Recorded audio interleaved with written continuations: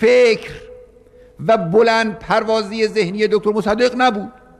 یک انسان لیبرال و آزادی خواهی که معتقد بود جامعه همینجور با همین نظام زندگی کنن، منتها انگلیس ها یا مثلا قدرت های خارجی بر اونها حکومت نداشته باشن. مرحوم آیت الله کاشانی چطور؟ مرحوم آیت الله کاشانی یه فرد مکتبی بود.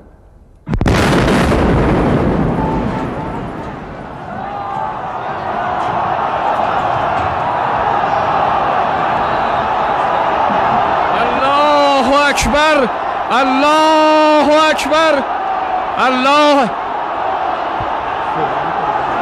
برادران توجه،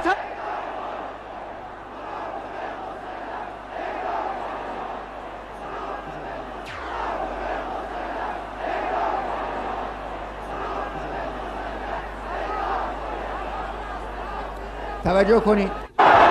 رئیس جمهور اسلامی ایران به بیاناتشان ادامه میدهند. برادران و خواهران توجه فرمایید. هیچ نیرویی نمیتواند ملت ما را تسلیم کند. بنابراین مرگ بر امریکا.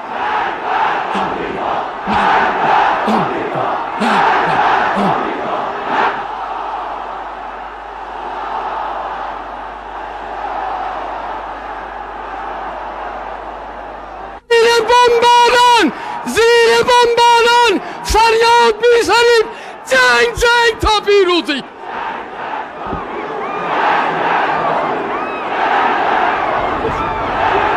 اینک رئیس جمهور اسلامی ایران به بیاناتشون ادامه میدن. توجه بفرمایید. خواهش میکنم برادران و خواهران توجه کنند.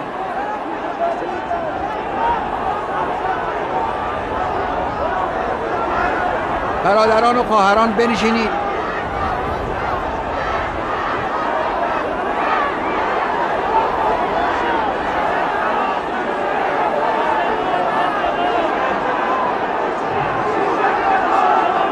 توجه بفرمایید. برادران و خواهران خواهش میکنم توجه بکنید.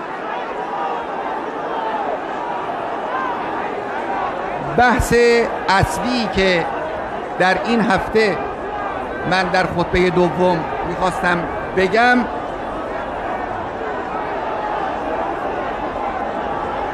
همین مسئله است که الان مسئله محسوس و ملموس ماست.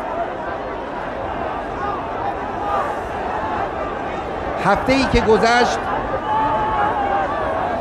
برای جمهوری اسلامی ایران هفته مقابله به مثل بود. در مقابل شرارت‌ها، در مقابل جنایت‌ها، در مقابل خباثت‌ها همه دیدند که ما مقابله به مثل می‌کنیم و مشت را با مشت محکمتری پاسخ میدیم.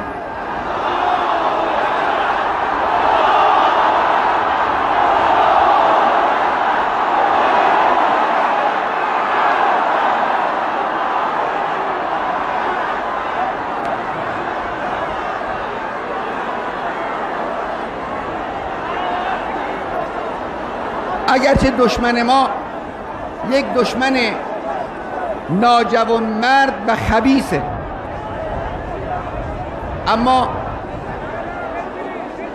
این یه چیزی نیستش که احتیاج به استدلال داشته باشه.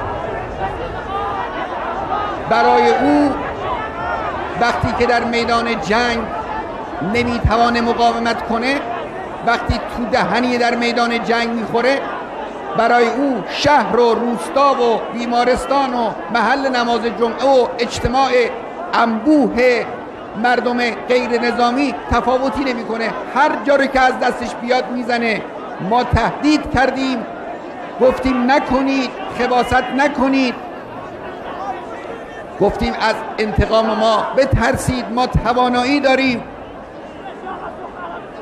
می توانیم مقابله به مثل بکنیم، اما جدی نگرفتن، باور نکردن و دیدید که مقابله به مثل ما به یک جبهه هم منحصر نموند. ما در همه جا مراکز اساسی و حساس رو مورد تهاجم قرار دادیم و هدف قرار دادیم و مقابله به مصر کردیم. الان به شما میگم ما همین حرکت وحشیانه ای رو که الان انجام داد با کمال شدت و قدرت مقابله به مصر خواهیم کرد.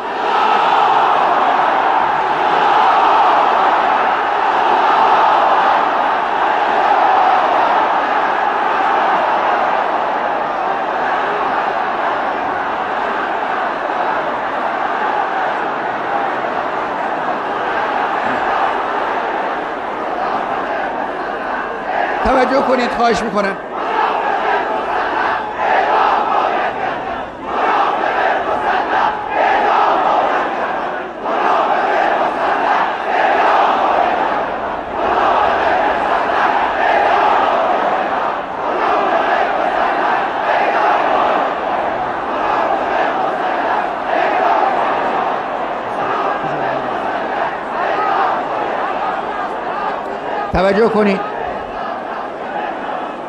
توجه کنید همونطور که از شعارهای شما برادران عزیز هم کاملا فهمیده میشه، این صدای انفجاری که رخ داد مربوط به یک حرکت منافقانه رذالت آمیزی بود که در بحبوحه جنگ این مردم عوامل و مزدوران خائن استکبار جهانی در نماز جمعه این بمب دستی رو کار گذاشته بودند.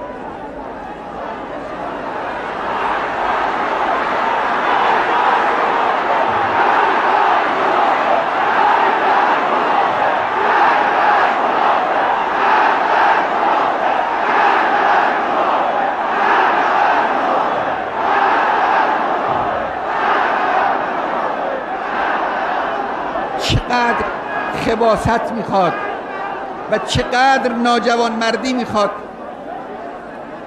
که یک عده انسان نمازگزار رو بدون هیچ گونه خصومت مشخصی اینجور انسان در معرض تهدید قرار بده. یقین بدونن که هر چه خسارت هم به وجود بیاد، مردم در مقابله با استکبار جهانی، با صدام، با منافقین، با ایادی مزدور استکبار داخلی دشمنتر و دشمنی اونها آشتی ناپذیرتر میشه.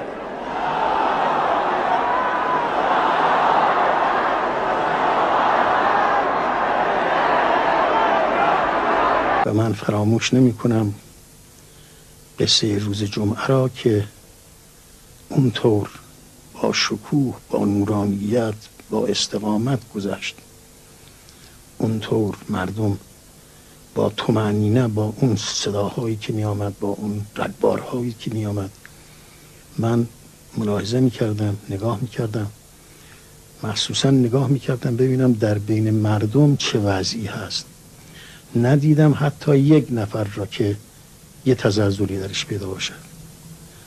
و اون وقت امام جمعه اونطور با اون طنین قوی صحبت کرد، مردم با اونطور گوش کردن، اونطور فریاد زدن که ما برای شهادت آمدیم.